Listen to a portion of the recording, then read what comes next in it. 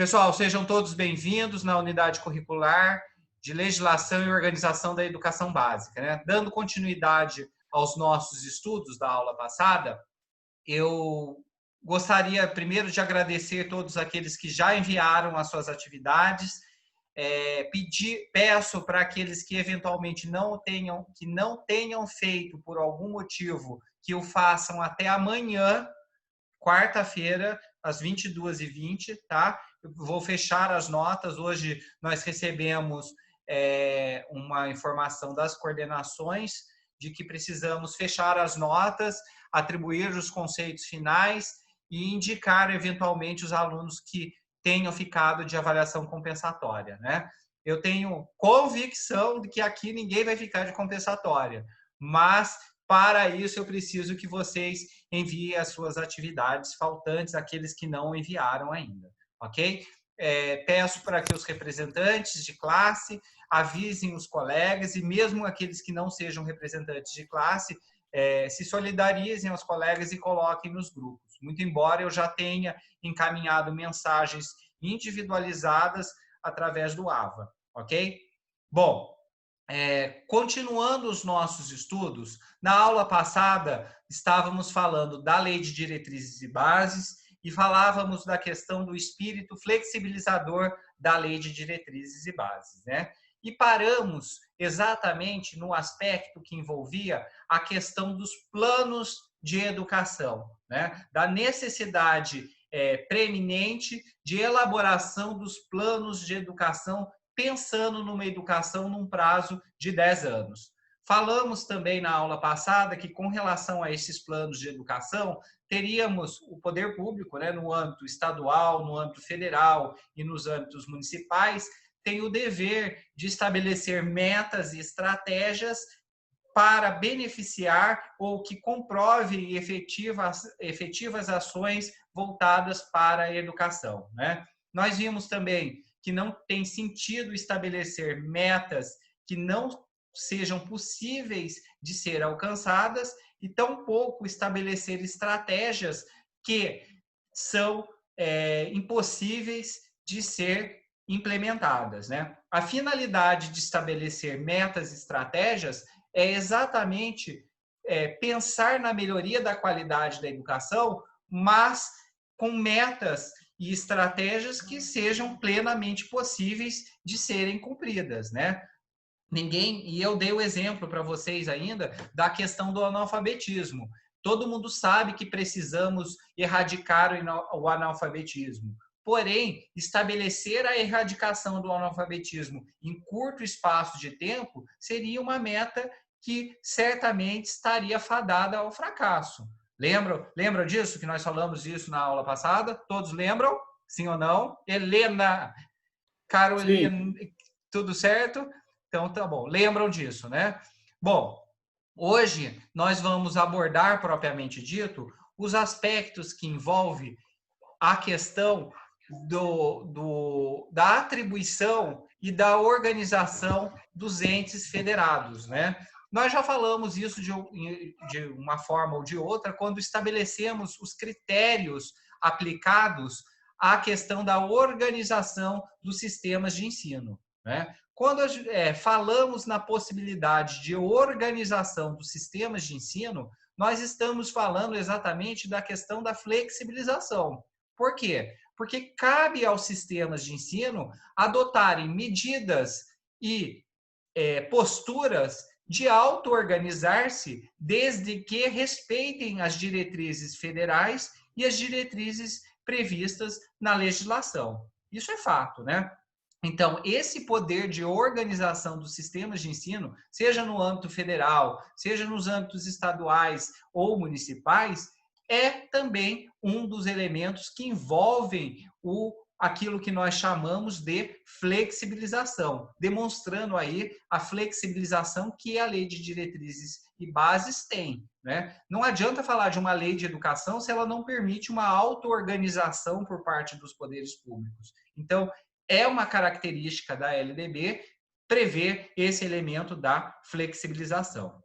Dando continuidade, e aí já introduzindo um assunto novo, que até então foi uma revisão daquilo que discutimos na aula passada, eu gostaria de abordar com vocês o aspecto que diz respeito às propostas pedagógicas. Nós já falamos disso também de uma forma bem rapidinha na aula passada, mas a ideia de se pensar na elaboração de propostas pedagógicas e de auto-organização pedagógica dos sistemas de ensino também demonstra um elemento de flexibilização da LDB.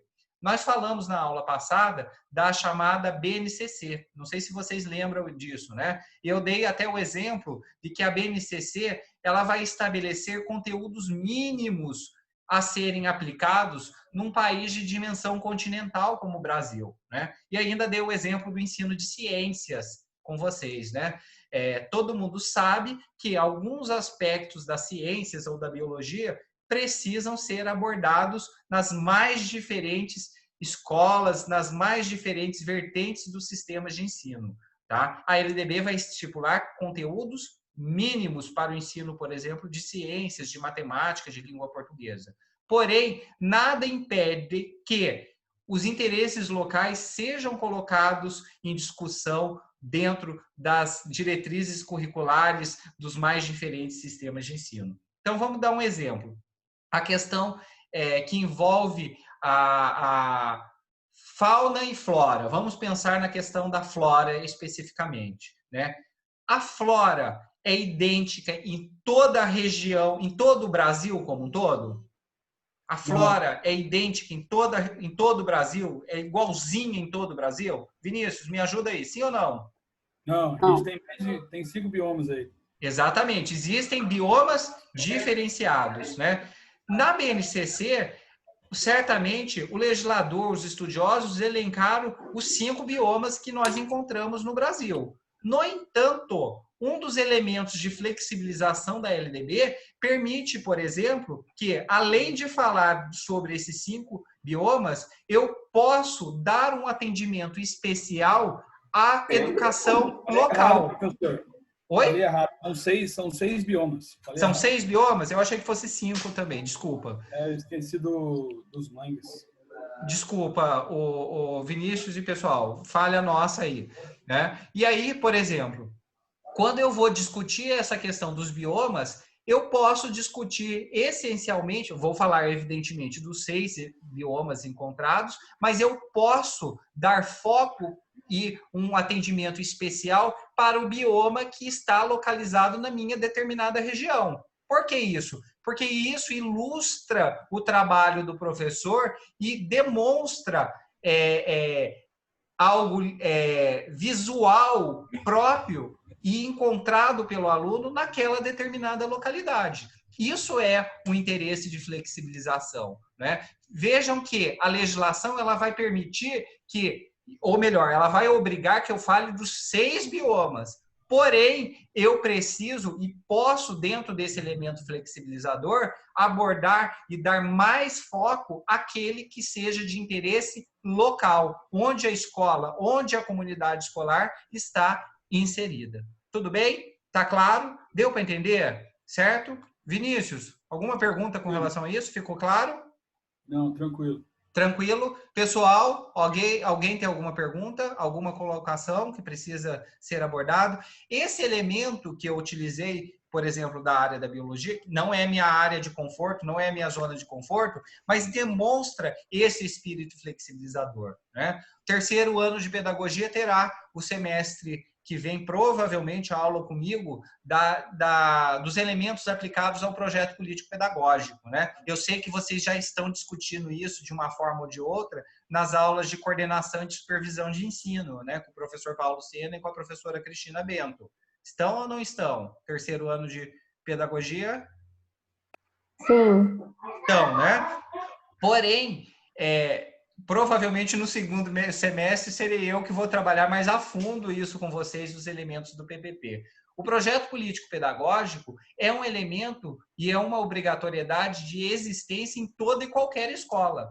E para a elaboração do projeto político-pedagógico, eu terei que ouvir todos aqueles indivíduos que estão inseridos no contexto da escola. Sejam professores, seja a direção da escola, seja a comunidade escolar e principalmente os alunos, né? Eu vou estabelecer uma proposta pedagógica para a escola. É claro que as diretrizes pedagógicas serão estabelecidas pelas secretarias de educação, pela diretoria de ensino. Porém, a escola, dentro do elemento da flexibilização, dentro do elemento da autonomia, ela pode, não só pode, mas como deve elaborar a sua proposta pedagógica, através do projeto político-pedagógico, que vai servir como um caminho, uma direção que a escola precisa e deve seguir, ok? Então, a característica que a LDB aponta como a máxima do elemento da flexibilização é a observação dos interesses locais. Eu preciso aprender, eu preciso fazer com que o aluno aprenda. O aluno precisa ter uma aprendizagem significativa. Porém, eu, enquanto professor, eu, enquanto escola, enquanto direção de escola, preciso subsidiar esse aluno com algo concreto. E aí, dar atenção para os elementos locais, né? Na aula passada, a gente até comentou o exemplo das escolas de zona rural, não é? As escolas da zona rural, elas têm uma característica, uma peculiaridade muito interessante. Qual? A característica de trabalhar com elementos da cultura local dessas comunidades, né? Mostrar e dar sentido para o aluno da realidade na qual ele convive ou vive, né? Sem esquecer de permitir uma ligação com o mundo externo também, com o mundo que foge ou que está fora desse universo dos meus alunos da zona rural. Eu preciso também seguir as diretrizes em que são previstas e que está prevista nas propostas curriculares das secretarias e das diretorias de ensino, e como também da BNCC, mas eu enfatizo aquilo que acontece no âmbito local, ok? Então, é um elemento que é fundamental na questão da organização da escola, né? Um fato que também precisa ser apontado como elemento de flexibilização é o que diz respeito a questão da reclassificação dos alunos, né? Como que funciona essa questão da reclassificação? Todo mundo sabe que o aluno ele só é promovido quando ele tem um número mínimo, né, uma média mínima, uma nota mínima alcançada, proporcionalmente também um número de faltas. A gente já discutiu isso quando falamos lá da questão da organização da escola, né, da educação, que o aluno precisa ter no mínimo 75% de presença para que ele seja promovido, além, evidentemente, de ter alcançado uma média. Tá? Mas vamos imaginar que um aluno saia da escola e fique anos fora da escola, por algum motivo que eu seja. Esse aluno, efetivamente, ele pode não ter estudado de uma forma acadêmica, usual daquilo que se espera, daquilo que se discute no espaço pedagógico. Mas ele pode ter tido informações ou formações complementares. Essas formações complementares são elementos fundamentais num processo de aprendizagem do nosso aluno, não é? E essas aprendizagens que ele teve, ele pode utilizar como mecanismo para demonstrar a sua capacidade de aprender, né? De que forma isso? Vamos imaginar que ele saiu da escola no 9º ano, lá na idade certa. Saiu. E anos depois ele deseja concluir a escola. Só que ele não quer fazer, por exemplo, a educação de jovens e adultos. Ele quer, por algum motivo, ser reclassificado. Ou seja, é possível que esse aluno faça uma avaliação por parte dos órgãos governamentais para verificar qual ano melhor se adequa à entrada e à continuidade dos estudos desse aluno, ok? É possível também que esse aluno ele não queira, como eu disse anteriormente, cursar a EJA, mas que ele quer obter o diploma de conclusão do curso, sei lá, que seja do ensino fundamental ou do ensino médio. Esse aluno também pode fazer uma avaliação que é denominada de ENSEJA, né, aqui no estado de São Paulo, em que o aluno verificará o grau de aprendizagem que esse aluno tem, né? E ser reclassificado se for o caso, ou obter o diploma do ensino fundamental ou do ensino médio em cima de uma única avaliação. Qual? O Enseja. Não sei se vocês já ouviram falar dessa avaliação do Enseja. Já ouviram falar em algum Meu momento? pai fez. Seu pai fez, Ariana? Fez ano passado. E aí, o que ele achou? É a mesma coisa do Enem. Funciona como o Enem. Ele vai lá, Isso. ele tem um edital, vai soltar os pontos que ele precisa estudar, ele estuda, e se ele alcançar a nota, ele obtém o quê? O diploma. É isso, não é, Isso. Ariana? Geralmente sai no final do ano e sai por e-mail. Perfeito. Alguém mais já ouviu falar sobre ele? Meu irmão fez também. A Jocasta. O seu, Jocasta? Isso. Meu irmão fez também. E o que ele achou, Jocasta? Então, ele fez acho que só as matérias que ele precisava fazer. Acho que no caso foi português ou matemática, alguma coisa assim. Aí ele obteve a nota e conseguiu tirar o diploma só fazendo 2 matérias só. No caso. Em cima dessas 2 matérias, é isso? Isso. Porque provavelmente ele comprovou ter cursado e logrado êxito nas outras disciplinas, não é isso, Jocasta? Foi. Que ele precisava só, acho que, tirar o finalzinho do último ano, no caso. Aí Perfeito. ele fez só esse tempo. Perfeito. Exatamente. Isso funciona como Enseja. Isso também é um elemento do espírito flexibilizador. O grande problema, quando a gente fala de flexibilização, é utilizar dessa flexibilização para o mal, não é? Do mesmo jeito que a gente pode usar para o bem, a gente pode utilizar para o mal. E o que significa esse mal, né? E aí é um dos riscos da flexibilização, de simplesmente simplificar procedimentos, né? É a escola perder a essência de que eu vou para a escola não só para estudar português, matemática, ciência, geografia, não, mas eu vou para a escola também para me tornar cidadão, para ter uma formação completa dentro dos princípios das relações sociais ou até mesmo da troca de ideias que acontece dentro do espaço pedagógico. Olha esse espaço, olha só um minutinho. Olha esse espaço pedagógico que nós estamos vivenciando aqui, não é? Mesmo remotamente, a gente está trocando ideias, né? São ideias que, de alguma forma, vão agregar ao nosso conhecimento e à nossa trajetória, compondo a nossa historicidade, né? Aprimorando cada vez mais. Só um minutinho, Vinícius. Rebeca. Se um aluno teve educação em casa, ele pode fazer essa prova do Enseja? Tipo, tem algum problema, assim, sei lá? Olha a pergunta da Rebeca, digna de uma paçoquinha também. Olha que belezinha, né? Essa pergunta, Rebeca, é uma grande pergunta que muitos alunos eles fazem e colocam isso em xeque, né? Na realidade, o Enseja ele é mais aplicado para aquele aluno que tem distorção e idade séria, tá? Aquele aluno que deveria fazer a educação de jovens e adultos. Se eu estou na idade certa e no ano certo da escola, não tem sentido eu fazer Enseja.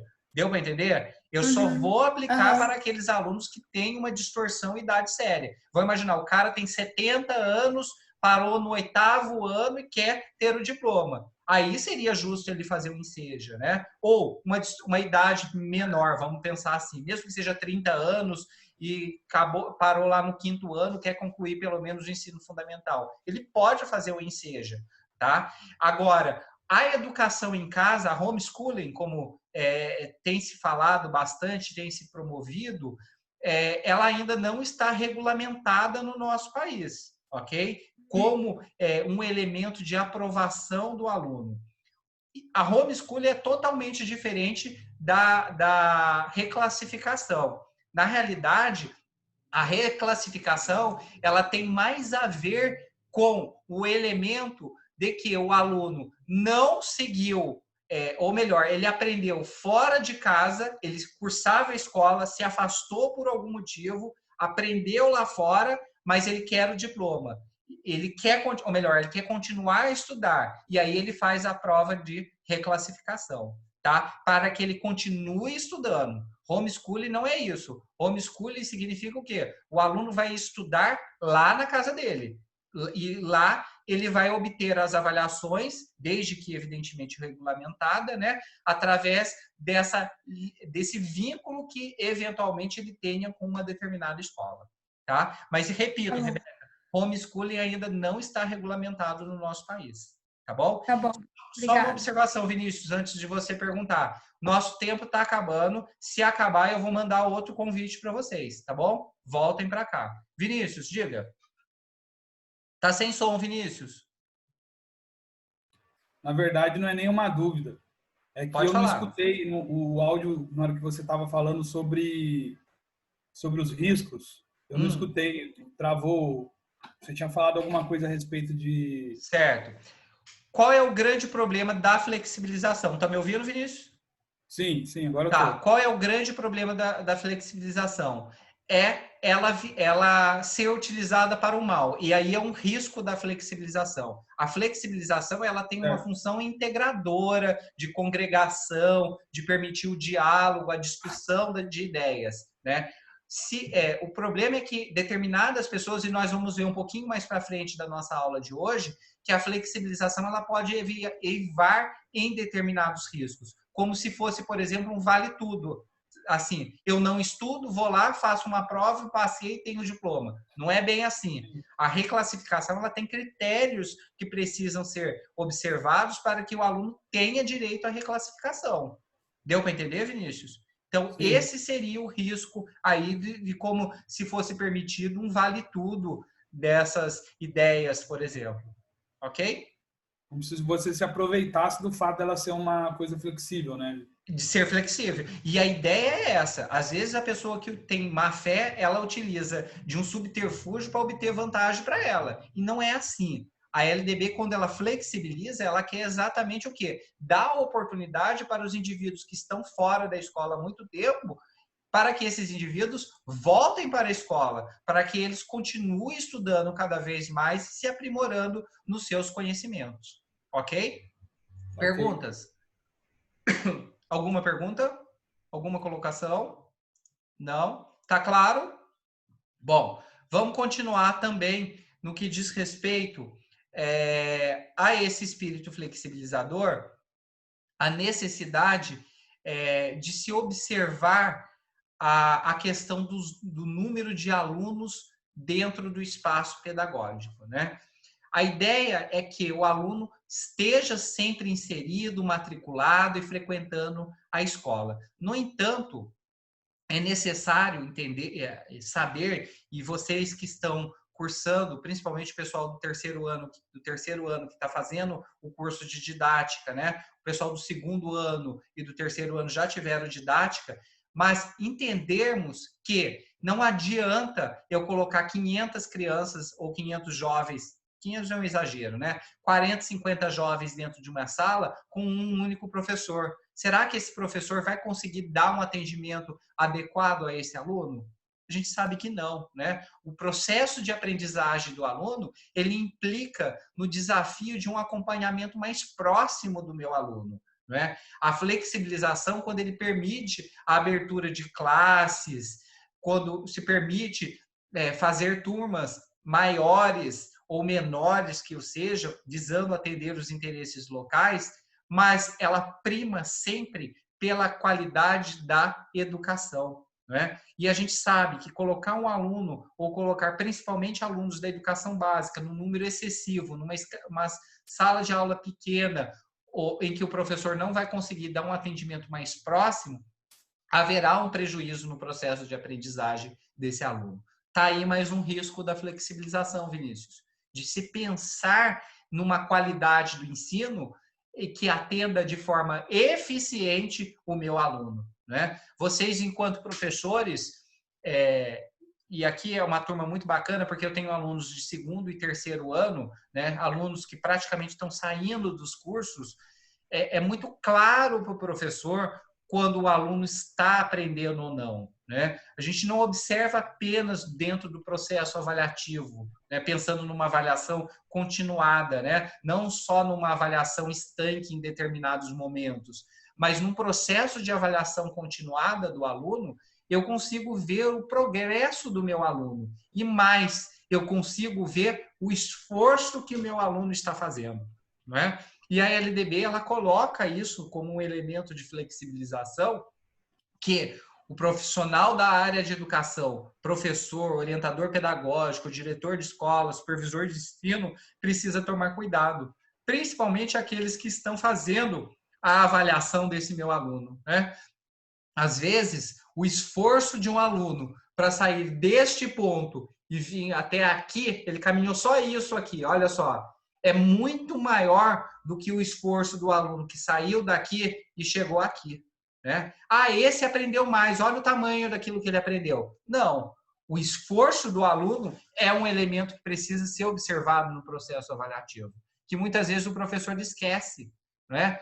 E aí, o elemento metodológico didático do professor precisa criar um instrumento para que o professor acompanhe essa evolução significativa do nosso aluno. Nós não estamos falando apenas de ensinar e aprender, mas que esse aluno tenha, de uma forma eficaz, uma aprendizagem significativa, que vai fazer diferença para esse aluno, não só na escola ou no vestibular, mas principalmente na vida adulta, na vida profissional, né? Às vezes a gente não entende, por exemplo, lá no ensino médio, por que a gente estuda trigonometria, né? Por que a gente estuda lá o ciclo de Krebs? Vamos pensar assim, o que isso encontra de eficácia na prática nossa, na rotina do nosso dia a dia? Mas aí, em algum momento, você vai ver que aquilo vai ter algum sentido, não é? Vai ter algum sentido. As aulas de história, né? Tem tanta gente que critica a aula de história. Vê passado, vê o que aprendeu no Egito, na ditadura militar, não serve para nada, né? E aí a história se repete hoje, né? Então, isso é um elemento fundamental no processo de aprendizagem do aluno, para que ele encontre sentidos, né? E cabe ao professor, regente da sala ou auxiliar de uma sala, que ele desenvolva estratégias adequadas do ponto de vista didático, do ponto de vista metodológico, para fazer com que esse aluno tenha um avanço no seu processo de aprendizagem significativa. Isso é um elemento flexibilizador. É isso que a LDB propõe para os estudiosos, né? E detalhe, gente, está na lei, né? Não está num elemento eminentemente pedagógico, está na lei, né? Percebam que a construção da lei de diretrizes e bases, ela passa por uma discussão pedagógica, didático-pedagógica, né? De concepções pedagógicas, como forma de auxiliar o professor no seu processo de ensinar, né? Por isso que eu gosto muito da fala da professora Leia Anastasio, de ensinagem, né? Não só separar o ensino e a aprendizagem. Não, elas estão juntas, elas convergem para o mesmo ponto, de ensinagem. O aluno ensina, o professor ensina, ou melhor, ele interage com o aluno no processo de mediação e ambos aprendem. Ambos saem, de alguma forma, construídos e juntos dentro desse processo. Pessoal, o nosso tempo está acabando aqui. Vou enviar para vocês uma nova solicitação. Por favor, não demore para entrar. Entre o quanto antes nas nossas discussões, tá bem? O tempo está acabando aqui. A gente já volta daqui a pouquinho, tá? É o tempo só de salvar a aula para depois disponibilizarmos para os colegas e a gente já volta com a discussão. Não saiam do grupo, hein? Fiquem lá me aguardando. Grande abraço, até já. Falou.